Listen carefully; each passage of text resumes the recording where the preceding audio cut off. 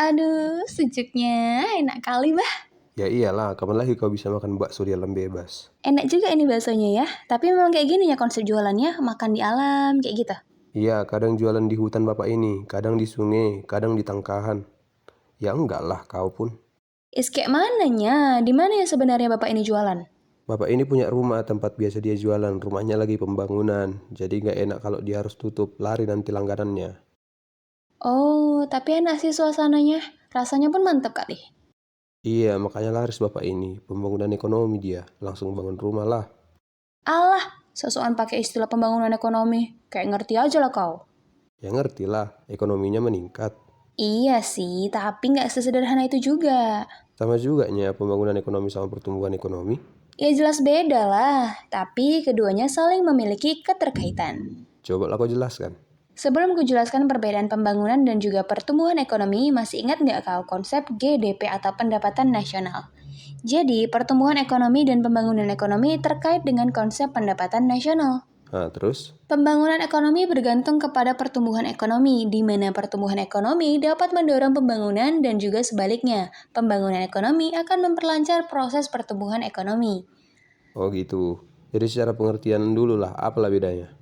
Pertumbuhan ekonomi adalah proses bertambahnya pendapatan nasional dalam periode tertentu, sedangkan pembangunan ekonomi sebagai suatu proses multidimensional yang menyangkut perubahan-perubahan besar pada struktur sosial atau ekonomi, sikap masyarakat, dan juga kelembagaan nasional dan lain-lain. Oh, jadi hubungannya sama GDP tadi itu apa?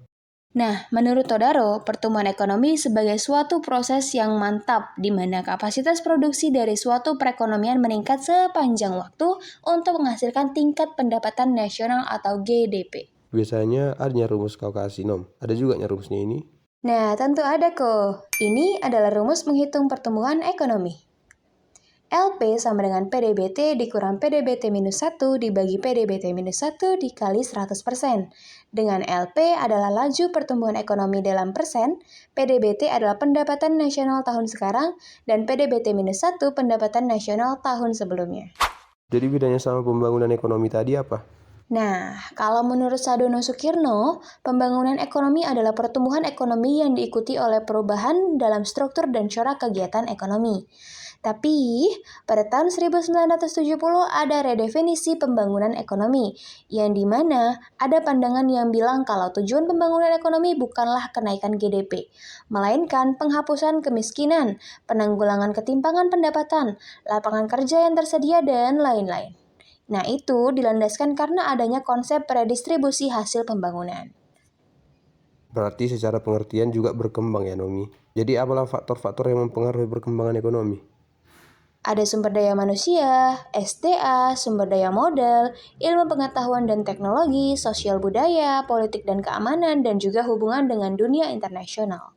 Nah, terus ciri-ciri atau syaratnya juga ada kok, baik pertumbuhan ekonomi maupun pembangunan ekonomi.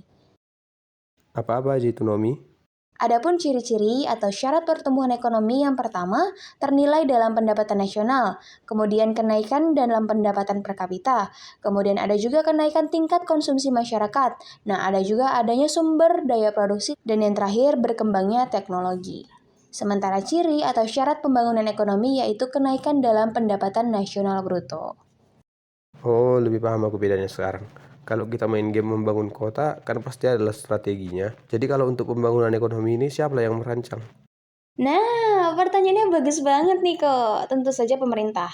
Kalau di Indonesia sendiri, upaya pemerintah untuk menyelesaikan masalah tersebut dengan cara menyusun Rencana Jangka Menengah Nasional atau RJMN tahun 2020 sampai dengan 2024, ini merupakan tahapan penting dari Rencana Pembangunan Jangka Panjang Nasional atau RPJN yang berjangka waktu 20 tahun, yaitu tahun 2005 sampai dengan 2025.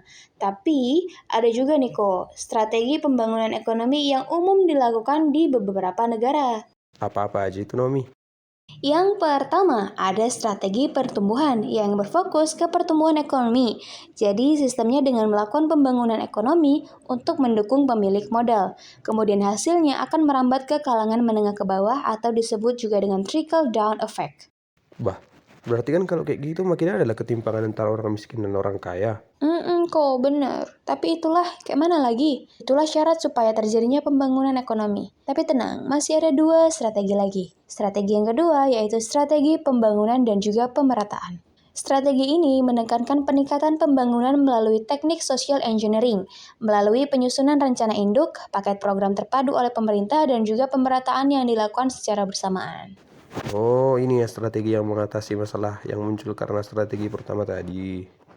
Iya kok, benar. Terus, ada strategi yang ketiga, namanya strategi ketergantungan. Dan biasanya kan, banyak negara-negara berkembang itu saling ketergantungan antara satu sama lain. Jadi, kalau ingin bebas dari kemiskinan, fokus pembangunan ekonominya yaitu melepaskan diri dari ketergantungan pihak lain. Harus meningkatkan produksi nasional, kayak gitulah pokoknya. Oh, ngerti ekonomi. Ribet juga ya mau pilih mana yang sesuai sama sebuah negara. Ngapain kau pikirkan? Ada rupa cita-citamu jadi presiden? Udah lah, makanlah baksomu itu.